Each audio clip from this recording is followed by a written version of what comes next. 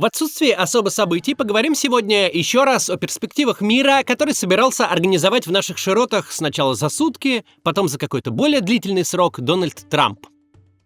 Пока идут очередные 2 недели, которые Трамп дал российскому президенту и по истечении которых он примет какое-нибудь решение или не примет, давайте еще раз обсудим, что вообще происходит и почему администрацию целых Соединенных Штатов так демонстративно и без каких-либо последствий возят по столу уже полгода.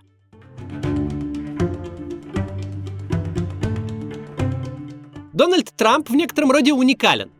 Он первый президент Соединенных Штатов, в действиях которого, помимо личных интересов, предпочтений, партийной линии и прочих рядовых аспектов, помимо всего этого, существует фактор колоссального непрофессионализма. Помните, одной из наших гипотез, зачем и почему случилась встреча на Аляске, было предположение, что Стив Уиткофф то ли неправильно что-то понял, то ли неверно запомнил, то ли искаженно передал. Короче говоря, так модифицировал слова Путина или кого-то из его присных, что из них следовало, что, мол, Путин едва ли не капитулировать готов. Спустя некоторое время источники Рейтер подтвердили, ровно так все и было. В предыдущем раунде контактов с Кремлем Уиткофф забыл воспользоваться услугами переводчиков Госдепа, а на встрече 6 августа всецело положился на свою память, потому что в нарушении протокола не взял на встречу стенографиста. И передал все, как услышал и запомнил. Вдобавок, судя по всему, разным собеседникам поведал немного разные версии. Почему так произошло? Ответ до смешного очевиден и одновременно неправдоподобен. Уиткофф не дипломат. Он до назначения на должность спецпосланника президента не имел никакого касательства к международным отношениям, ни единой секунды не работал на государство и никогда не был чиновником. Надо думать, Уиткофф искренне не понимает, что переводчик, причем не абы какой, а свой, профессиональный, госдеповский дипломатический переводчик, нужен не потому, что кто-то не в состоянии с тобой на твоем языке изъясняться. Путин, насколько мы знаем, очень неплохо говорит по-английски. Но переводчик нужен потому, что есть нюансы перевода. Одно и то же слово в разных культурных контекстах может означать вещи прямо противоположные. И ты рискуешь услышать совершенно не то, что тебе сказали. Профессиональным дипломатам не надо это объяснять. Они с университета знают историю покупки Луизианы у Франции, когда хотели купить половину речки и 3 оврага, а купили полстраны. Функция переводчика на переговорах – это не подстрочник, как у Google Translate. Задача дипломатического переводчика – максимально внятно и однозначно передать слова другой страны. Именно то, что собеседник имел в виду. Ошибки в переводе на переговорах могут иметь последствия в пространстве от космических до катастрофических. Профессиональному дипломату не нужно объяснять, что даже если дома ты лучше всех играешь в игры на запоминание, даже если декламируешь стихи на память с одного прочтения, тебе все равно нужны стенографисты. Ты должен после переговоров иметь текст, где зафиксировано, что на самом деле говорилось, а не вспоминать сказанное с поправкой на личной интерпретации. Тут нет способа как-то сэкономить. Например, не вести с собой целый самолет персонала, а возложить весь протокол на другую сторону. Ведь если вторая сторона отвечает и за перевод, и за фиксацию содержания беседы, значит, может манипулировать и тем, и другим. В таком случае переговоры становятся, мягко говоря, неравными. Тебе могут нагородить что угодно, отказаться от своих слов, исказить твои слова, а крыть будет нечем. У них целый аппарат референтов все это дело фиксировал, а ты сидел уши развесив. Невероятные провалы американской дипломатии, которые мы наблюдали пару недель назад, случились не потому, что Уиткофф какой-то особенно глупый. Просто кадровый дипломат – это профессионал, который такого рода переговорам жизнь посвятил, а Уиткофф – девелопер. Если их поменять местами, если кадрового дипломата отправить строить гостиницу на Манхэттене, тоже ничего хорошего не выйдет. Потому что Уиткофф наверняка в курсе, что пасынок главы земельного комитета любит в гольф выигрывать, а значит, не нужно лишний раз на свое мастерство демонстрировать на поле. А кадровый дипломат, скорее всего, об этом не знает. Уиткофф для нас удобный пример. Ведь его явная некомпетентность на посту человека, которого просто в довесок к основной должности направили порегулировать российско-украинскую войну, некомпетентность его публична. Человек буквально находится не на своем месте и совершает нелепые ошибки, которые профессионал просто не мог бы совершить. Но посмотрим на остальных персонажей, составляющих расширенную команду Трампа. Не только министров и чиновников администрации, но и тех, кто уровнем ниже – прокуроров, глав комиссий и комитетов, директоров отдельных служб, советников. Тут та же картина. Эти люди либо впервые соприкасаются со структурой, которую возглавляют, в момент назначения, либо вообще никогда не имели отношения к госслужбе в принципе. Важнейшие государственные должности занимают телеведущие, подкастеры, консервативные блогеры, корпоративные юристы, публицисты и писатели, медиа-менеджеры из индустрии развлечений. И проблема не в том, что они умные или глупые, талантливые или не очень. Проблема в том, что их просто не должно быть на тех местах. Они посажены на свои места только потому, что находились в орбите Трампа, участвовали в его избирательной кампании, играли с ним в гольф, дружили с его детьми, зятьями и невестками, защищали его в судах. Или просто Трампу, а то и кому-то из его ближнего круга, понравилось лицо из телевизора или автор из интернета. Советник по экономике Питер Наварро, крестный отец тарифной политики, эталонный пример того, как люди попадают в команду Трампа. Зять президента США Джаред Кушнер серфил по Амазону в поисках книжек о пользе экономической изоляции, и книга Наварро понравилась ему по обложке и синопсису. Зять Трампа эту книгу даже не читал, но Наварро назначили советником по торговле. Звучит как страшный антитрамповский поклеп, придуманный гнилыми либералами, но эту историю рассказал сам Кушнер.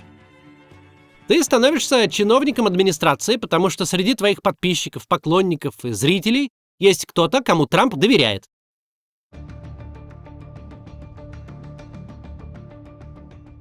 Является ли проблемой то, что Трамп окружил себя людьми, которые ему безмерно лояльны, но банально не понимают, как дела делаются? Не понимают, что опыт разборок с мэрией Нью-Йорка за строительное разрешение неприменим к переговорам с персонажем, который одну половину жизни отработал советским чекистом, а вторую российским автократом. Это проблема, конечно, но не прям катастрофа. Страшная правда, которую скрывают все на свете начальники, звучит так. Чем крупнее структура, тем незначительнее в ней роль высшего руководства. Доярка может быть очень успешным министром финансов, если остальной Минфин состоит из профессионалов, которые бюджетом и налогами всю жизнь занимаются, а доярка их слушает. В здоровых политических системах это так и работает. В них есть четкое деление на политических назначенцев и профессиональных бюрократов. Министр здравоохранения не должен быть врачом. Он приходит проводить политическую волю тех, кто его назначил. Он определяет, во что будут вкладываться бюджетные деньги. В регулярной диспансеризации, развитие сети районных поликлиник или в высокотехнологичную медицину и в большие исследования и современные научные центры. Может попробовать определить, что больницу надо построить в его штате, а не в соседнем, хотя это уже сложнее. Но в любом случае писать стандарты сертификации врачей и одобрять лекарства будут специалисты, которым нет дела до политики, а есть дело до того, чтобы врачи и лекарства лечили, а не убивали. Хороший министр здравоохранения совершенно не обязан знать, где находится печень. Он должен знать, что печень главы бюджетного комитета парламента предпочитает коньяк, а не виски. Он должен уметь сделать так, чтобы на пушке воякам денег не нашлось, а на прививки для школьников нашлось. Реальная проблема трамповской администрации же заключается в том, что вместе с назначением случайных людей на ключевые должности попутно разгромили профессиональную бюрократию. Эти полгода были такими насыщенными, что история Илона Маска и его департамента правительственной эффективности уже стерлась из памяти, будто ее и не было никогда. Но на самом-то деле это все было? На самом деле кучу народу поувольняли или побудили уволиться. Маска при Трампе уже нет, а идея, что эффективность ведомства определяется скоростью и масштабом сокращения персонала, что увольнение чиновников – лучший способ сэкономить бюджетные средства, эта идея никуда не делась. Американские СМИ вполне объективно описывают ситуацию с трамповской дипломатией. Говорят, да, Уитков – тот еще чудило. Но настоящая беда в том, что из Госдепа вышибли 1300 человек, и у Трампа просто не осталось экспертов по региону. Ведь ужас истории с Уиткофом-переговорщиком не в его личности и некомпетентности, а в том, что почему-то не нашлось никого, кто сказал бы: «Эй, ты не на посиделке с водка, бабушка и балалайка едешь. Ты официальный представитель Соединенных Штатов. Ты обязан соблюдать протокол, должен говорить о том и о том-то. У тебя должна быть такая-то свита, которая действует по таким-то правилам. Вот тебе список вопросов, которые мы всем Госдепам составили, согласовав с союзниками. Изволь нам привести список ответов». Если спецпосланник президента США сам выдумывает вопросы и фантазирует на них ответы, полагаясь на свое чутье и память, это не проблема спецпосланника, это проблема американского государства. Ну даже бог бы с ним. Просочился как-то этот Уитков, не объяснили ему, что такое дипломатия. Поехал к Путину и выдумал его позицию. Но прежде чем американский президент объявит решение об эпохальной встрече на Аляске, которая изменит все, прежде чем разложит перед Путиным красную дорожку и запустит над ним парад из американских самолетов, перед этим, по идее, к нему должны были быть вызваны эксперты Госдепа, которые специализируются на регионе и соображают, кто такой Путин и в каком мире он живет. Чтобы спросить у них. Мне говорят, что Путин, мол, готов закончить войну прямо сейчас. Что Запорожскую и Херсонскую область, которую контролирует, готов обменять на Донецкую и Луганскую. Можно ли этому верить? И специалисты, четверть века наблюдавшие эволюцию Путина и его режима, работавшие в Москве, читающие по-русски, понимающие хорошо регион и Путина, непременно бы ответили: господин президент, событие возложения вашего спецпосланника – это полная нелепица. Такого не может быть. Ничто не указывает на то, что Путин собирается менять Херсонскую и Запорожскую области на Славянск с Краматорском. Он, безусловно, приедет на Аляску покрасоваться, но покрасуется за счет вашей репутации. Именно это сказал бы абсолютно любой человек, понимающий в российской политике. Но, похоже, американские СМИ правы. Все, кто по должности обязан был знать Путина как облупленного, кто имел опыт дипломатической работы в России и общался с российской элитой, кто реально понимал, как устроена эта война и в чем ее мотивы, просто забрали 8 окладов от Илона Маска и ушли. Ушли в консалтинг, в преподавание, в бизнес, да куда угодно. Хорошие специалисты по такому сложному региону без куска хлеба не останутся. Но неужели Трамп сам не понимает, что Путин, на которого уже 20 лет работает вся мировая индустрия золотых ёршиков, вертел на этих самых ёршиках редкоземельные металлы, разработку шельфовых месторождений и строительство Трамп-Тауэра в Москве? Что бессмысленно трясти дополнительным десяткам миллиардов долларов товарооборота перед человеком, который 150 миллиардов долларов в год тратит на войну. Что Путин игру в деньги прошел до конца. У него их неограниченное количество. Он в курсе, что война невыгодна. Он знает, что из миллиарда, потраченного на захват руин коровника, ему вернется ровно 0. Но его это не колышет. Договариваться с Путиным по баблу, что Трамп пробует уже полгода с неизменно нулевым результатом, сделки с ним пытаться заключать, все равно, что в Австралии кенгуру продавать. Путину не надо. Очевидно ли это для нас? Конечно. Но с какой стати это должно быть очевидно для Трампа? Он родился в семье бизнесмена, прожил жизнь бизнесмена в Америке. Он не рос при Советском Союзе, не жил в России, чекистской породы не нюхал, десятки путинских разводников не наблюдал. Идея, что у оппонента мотивы вообще не финансовые, в голове Трампа не уложится никогда. Он будет вечно возвращаться к сделке и пытаться понять, какое бы еще подношение оформить этому соловью-разбойнику. И, в общем-то, президент США не может и не должен быть бесконечно компетентным. Проблема в том, что нет людей с нужной компетентностью, которые за зарплату придут и расскажут президенту те простые истины, которые русскоязычные эксперты каждый день своим зрителям бесплатно рассказывают.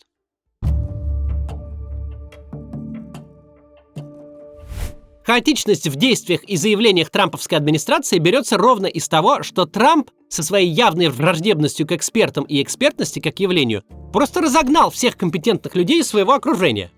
А без таковых невозможно управлять внешней политикой никакого государства, а уж тем более такого сложного, как Соединенные Штаты.